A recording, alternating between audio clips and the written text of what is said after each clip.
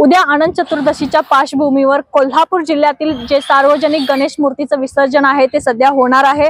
या निमित्तानं महापालिका प्रशासनासोबतच पोलीस प्रशासन देखील सज्ज झालं आहे। सध्या मी इराणी खण येथे आहे। या ठिकाणीच माझ्या मागे तुम्ही पाहू शकता की या ठिकाणी जे कोल्हापुरातील जे सार्वजनिक गणेश मूर्ती आहे त्याचं विसर्जन या इराणी खणीत करण्यात येणार आहे। या इराणी खण या परिसरात महापालिकेची आणि प्रशासनाची संपूर्ण यंत्रणा आहे ती सज्ज झाल्याचं आपल्याला दिसत आहे। या ठिकाणी पाहू शकता की इराणी खणीच्या जे खणीच्या संपूर्ण बाजूने आहे ते पत्रे लावण्यात आले आहेत, कारण कोणतेही अनुचित प्रकार घडू नये यासाठी ही खबरदारी घेण्यात आली आहे। यासोबतच गणेश मूर्तींचं व्यवस्थित पाण्यात विसर्जन होण्यासाठी या ठिकाणी एकंदरीतच 10 तराफ्यांची सोय ती करण्यात आली आहे। या तराफ्यांच्या सहाय्याने गणेश मूर्ती आहेत ते पाण्यात व्यवस्थितरित्या विसर्जित करण्यात येणार आहेत। यासोबतच 4 क्रेन आहे ते 4 क्रेनचं देखील व्यवस्था महापालिकेच्या वतीने करण्यात आले। या क्रेनच्या देखील सहाय्याने गणपती विसर्जन आहे ते सध्या होणार आहे।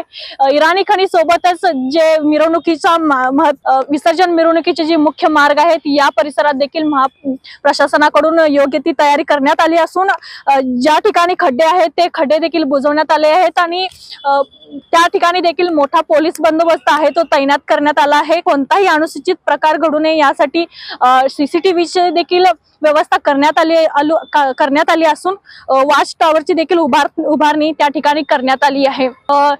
इराणी खणीच्या या ठिकाणी आरोग्य विभागाचे कर्मचारी देखील तैनात करण्यात आले। यासोबतच जे गणेश मूर्तीचं जे निर्माल्य आहे त्याचं देखील विल्हेवाट लावण्यासाठी प्रशासनाची वेगळी यंत्रणा जी सध्या आहे ती प्रशासनाकडून कामाला लावण्यात आली आहे। माझ्या पुढे देखील पाहू शकता की तुम्ही त्या ठिकाणी गणपतीचं जे निर्माल्य असणार आहे ते तिथं गोळा करण्यात येणार आहे आणि याची विल्हेवाट महापालिका प्रशासनाच्याकडून लावण्यात येणार आहे। यासोबतच एकंदरीतच पाहता गेला तर वेगवेगळ्या विभागाचे तब्बल 3000 कर्मचारी आहेत ते सध्या या मिरवणुकीसाठी तैनात करण्यात आले आहेत आणि यासोबतच मोठा पोलीस फौजफाटा आहे तो तैनात करण्यात आला आहे। उद्या सकाळी जो गणपती मानाचा आहे तुकाराम तालीम मंडळाच्या या मानाच्या गणपतीचं पूजन होऊन या मिरवणूक मार्गाला सुरुवात होणार आहे। त्यानंतर मिरवणूक मार्गामध्ये वेगवेगळ्या मंडळाचे जे गणपती आहेत ते सामील होतील आणि त्यानंतर शेवटला रात्री इराणी खणी या ठिकाणी सर्व गणेश मूर्तींचं आहे ते विसर्जन या ठिकाणी केलं जाणार आहे। सार्वजनिक गणेश मूर्तींचं विसर्जन पर्यावरणपूरक करावं असं आवाहन महापालिका प्रशासनाच्या वतीने करण्यात आलंय। तर यासोबतच पोलीस प्रशासनाच्या वतीने ही मिरवणूक शांततेत आणि सुरळीत पार पाडण्याचं देखील आवाहन करण्यात आलं आहे।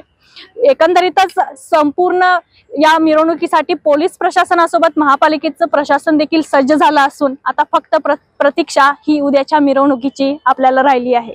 कॅमेरामन आकाश कांबळे सोबत मी अमृता पवार, जनप्रवास लाईव्ह, कोल्हापूर।